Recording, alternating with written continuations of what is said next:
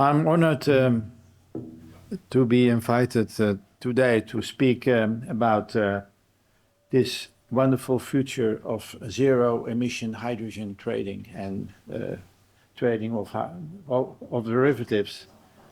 I do that as the project director of HyXchange.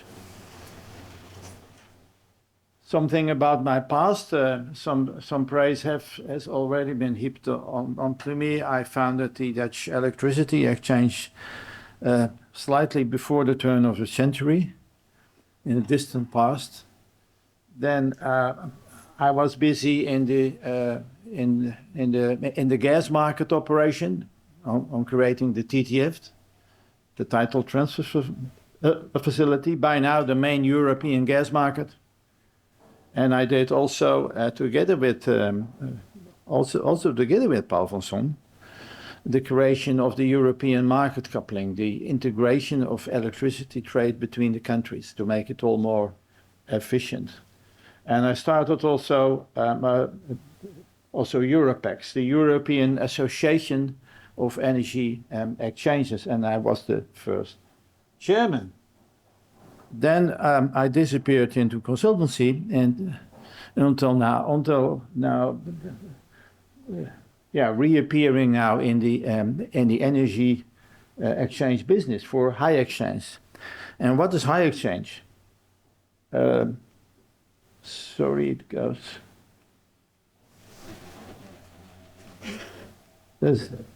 HyXchange is an initiative to create a hydrogen exchange in the Netherlands first, in the hydrogen backbone. And what is the hydrogen backbone? It's a repurposed gas pipeline network. In the Netherlands, we have a roundabout in gas. But it's not a single pipeline. These are parallel pipelines, several together. So what we plan is to repurpose one strand of this pipeline into hydrogen.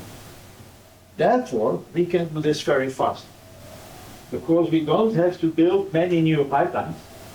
We just repurpose the old gas network.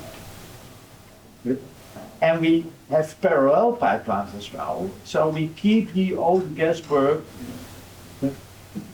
all the old gas at the same time. So we will have a double system, methane and hydrogen, including also hydrogen storage in salt front of here. This also requires some explanation, because otherwise people say, how can you do this so fast? We can do this so fast because we use existing infrastructure. Now, the hydrogen exchange is we create the equivalent of TTF on hydrogen. So HTF or something, IPF. That's basically what HyXchange is, and it's supported by Gasunie, that's the gas transmission system operator of the gas pipeline network, and they will also be the hydrogen transmission operator. But not only that, we're in it together with the sea harbors, Rotterdam, Amsterdam, Groningen, Zeeland. And these seaports are in it for two reasons. First of all, they are industrial clusters of large chemical and steel industries, and they need a hydrogen. I will explain more about it. The other reason is they want to import hydrogen. Rotterdam is an important gateway. And that's why it is not only about it. It's also about Germany and Belgium, because with important gateway Rotterdam, I say, what is the biggest German seaport? It's Rotterdam. Yeah.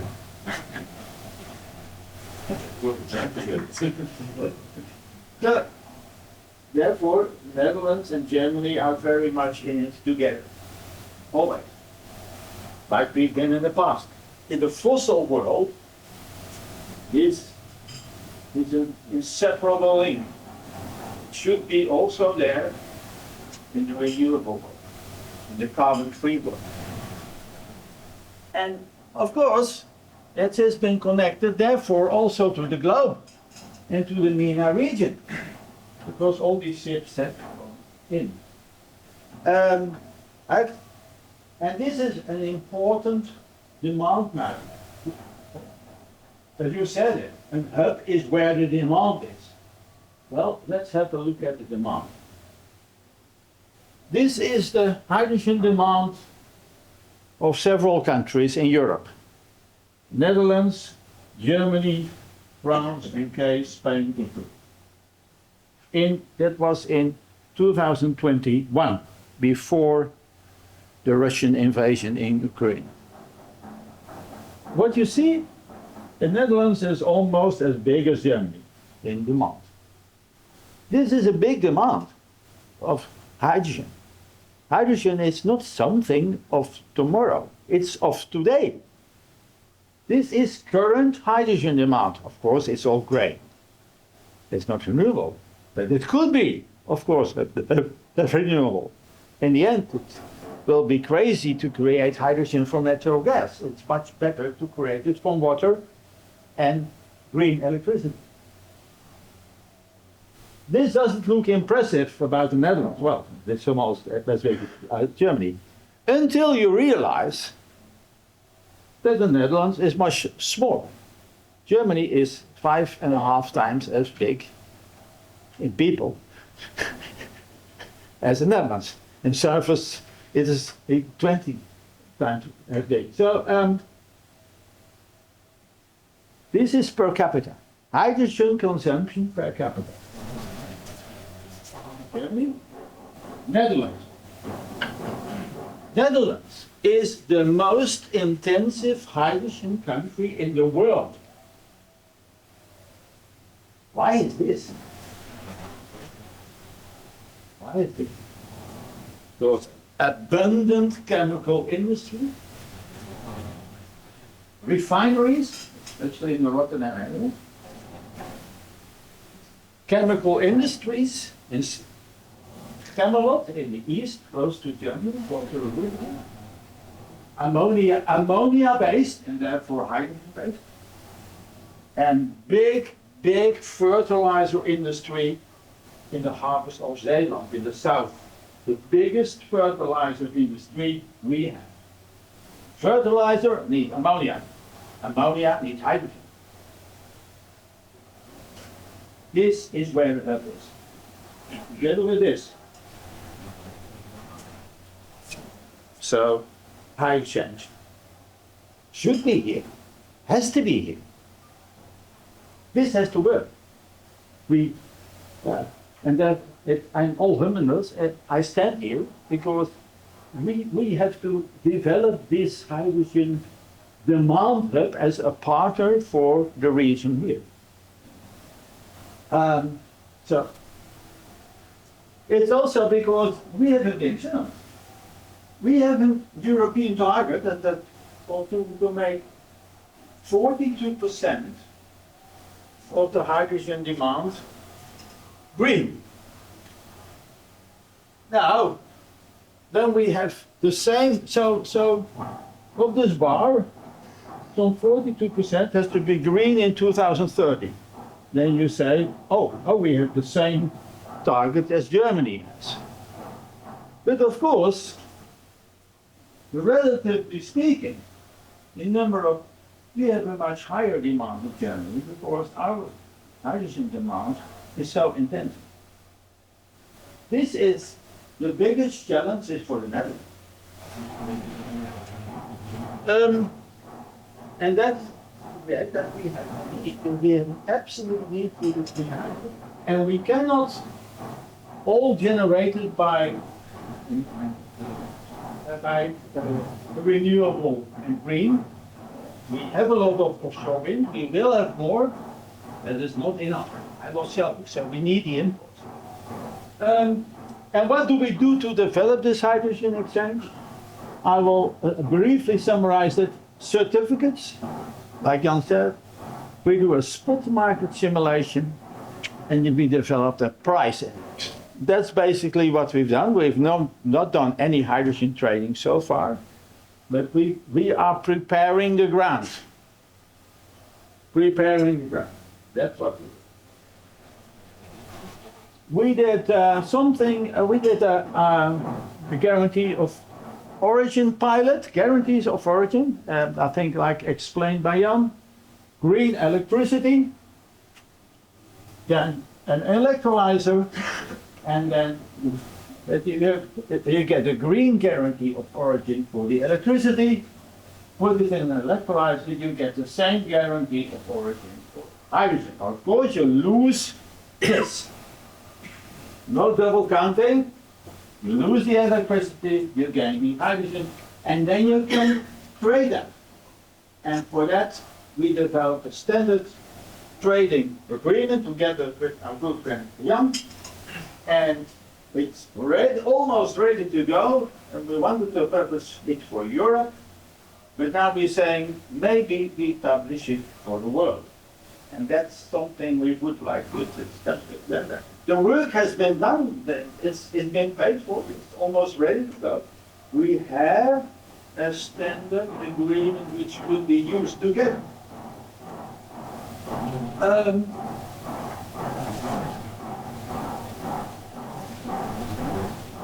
Of course, this is all in the Netherlands. Very soon there will be a European certificate. That's based a proof of sustainability. That is a different type of certificate, unfortunately. For that's not a guarantee of origin, therefore you have to prove all the way the transfer of the hydrogen. So you cannot trade that independently, but we still think that would be possible. It would be possible if you say, because if you have a common hydrogen grid, you do not know where the green hydrogen is on the grid. It's like electricity. The electrons don't know if they are green. If it's on a hydrogen grid, the hydrogen molecules don't know whether they are green, blue, or even gray. It's all the same chemical molecule. So, also in the Dutch law, in the EU law, the hydrogen grid is one place. It's one balancing point for the certificate. Therefore, once it is in the grid, you can still trade legally the hydrogen separate. But the certificate, where you can trade what we call the proof of sustainability. And we want to develop, again, a standard contract for that. So, this hub will be, like depicted by Paul, a double hub. The commodity and the certificate. That's what we want. Connected to Germany, Belgium, Europe, as a gateway, and to the global market, including the imports from the main region. That's what we want to do. I will tell you a little bit about, not too much about the European law. I think the so-called delegated act, I think one thing which is underestimated, and the delegated act is not the delegated act is not only about additionality and that kind of thing. It's also about CO2 reduction. You need to get to the threshold of lowering the CO2 content of the of the renewable hydrogen by 70%.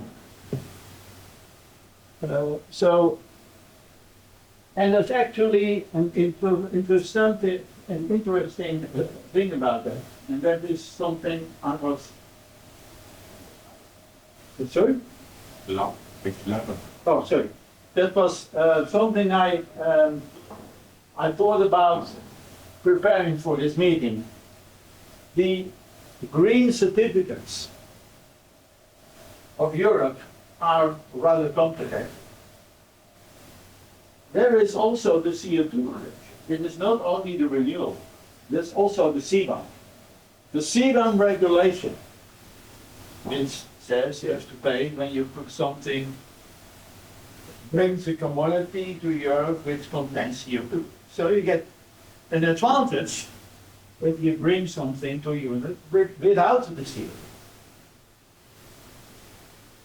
So green hydrogen has two values. First, because it's green. And in Europe, there will be a rule about 42% industrial hydrogen has to be green. So that creates a value, that creates a market. We call this a compliant market.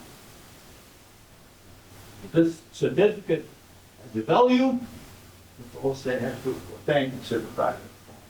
But you also have a value based on the CBAM. So any zero emission hydrogen going into Europe has two values.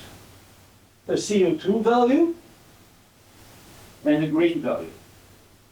The green value is digital. Either you are green or you're not green.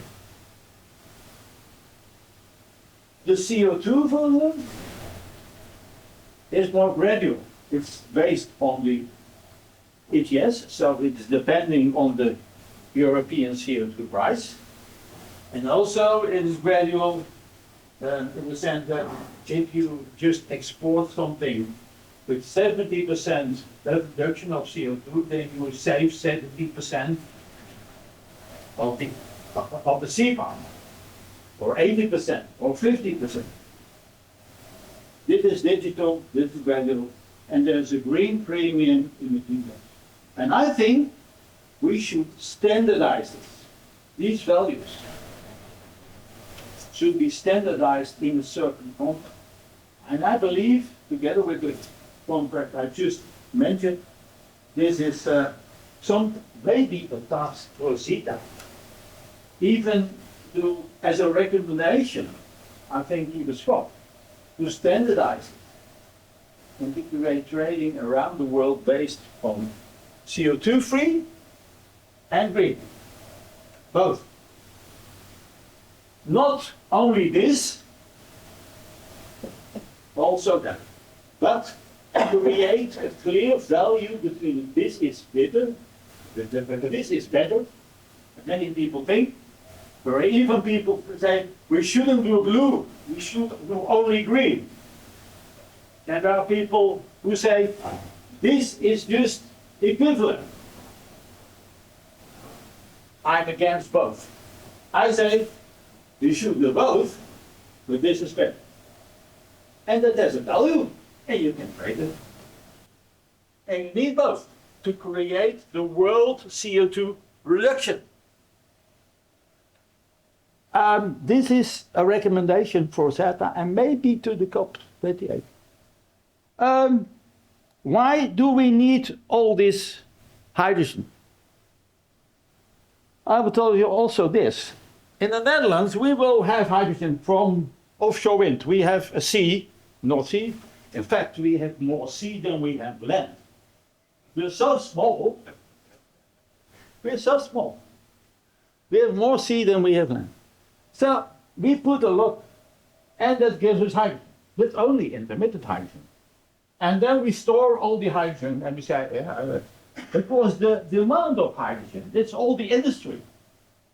But industry needs 24/7 flat out hydrogen, continuously, all day, all the days.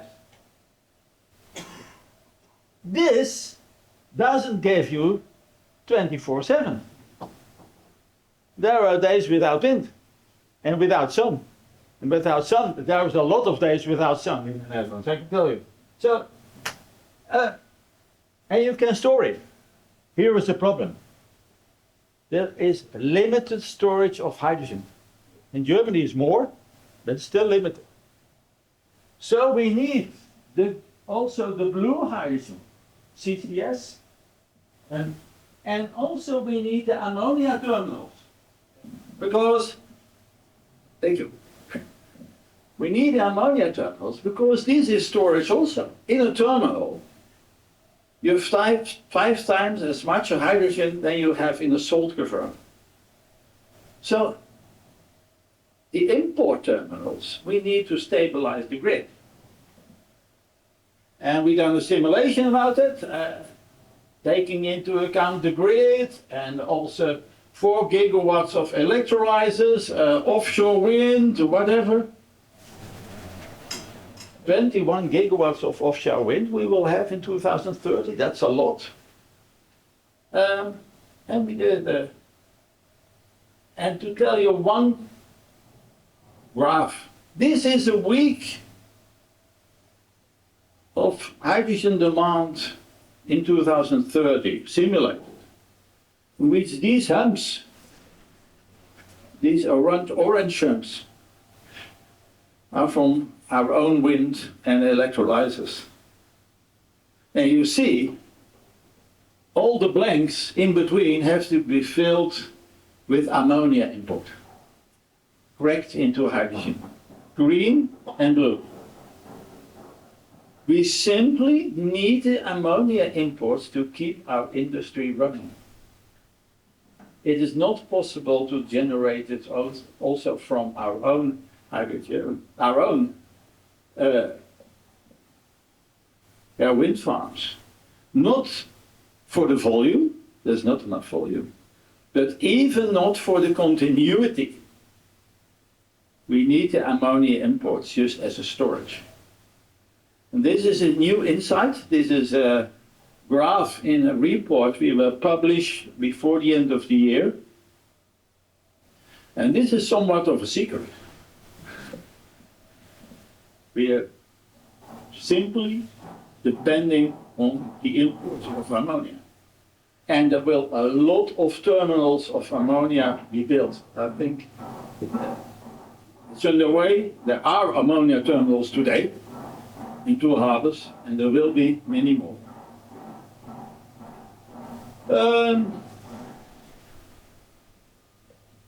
Coming back to the system. This will be the system in 2025, 2026. Just a few years from now. You will see a system in Rotterdam.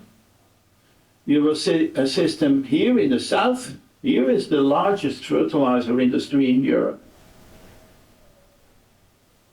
And you see a system in the salt caverns in the north, but not connected. And then we will connect it all through a new pipeline here that has the purpose of running all the way to Germany.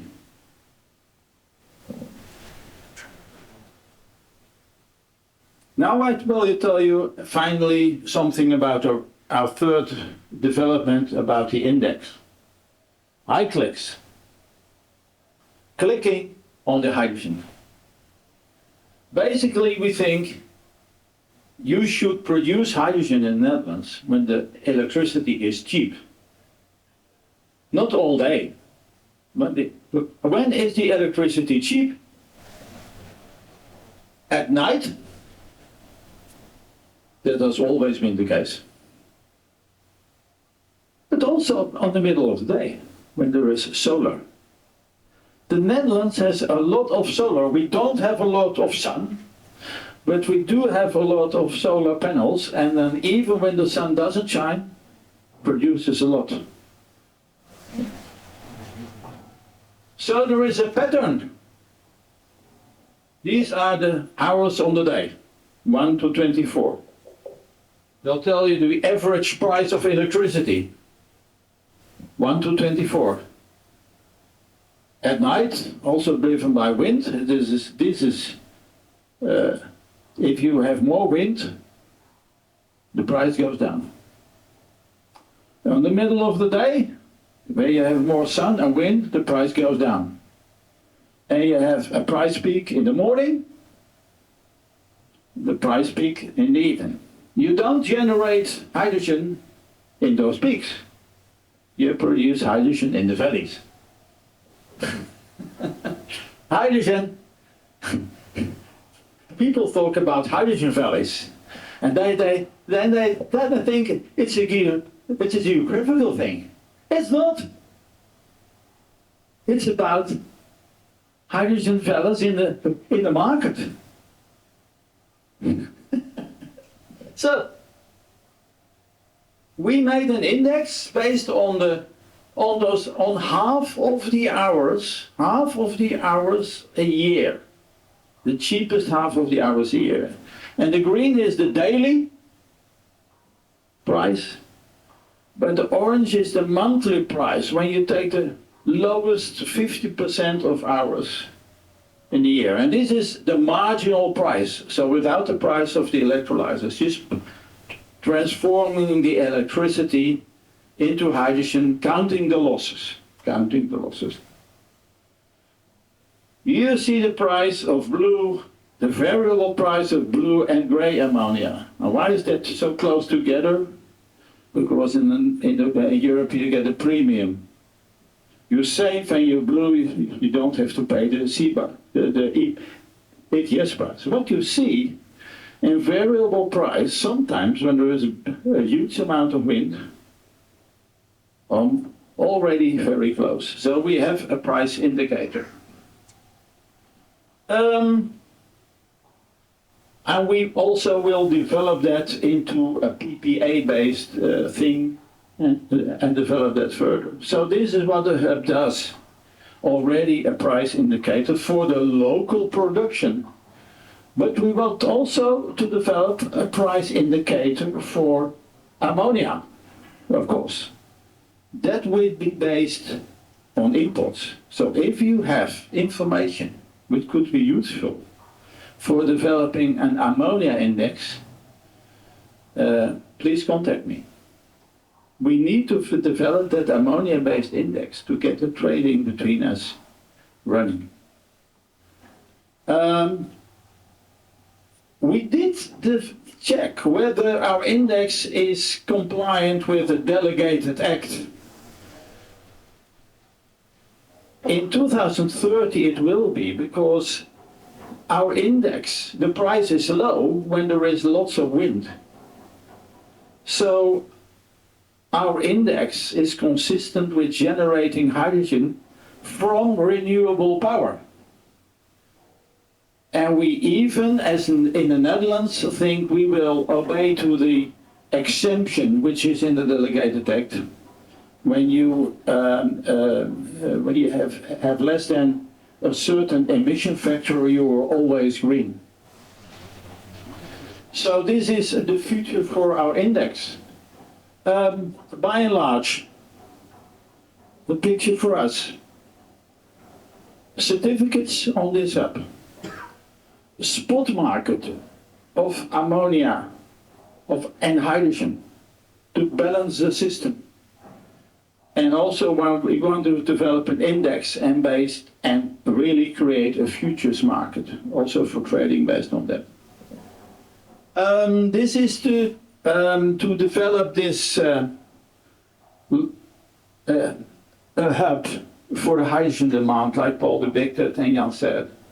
And we hope it's interesting for you, and I'm looking forward to work with you also together. Thank you very much.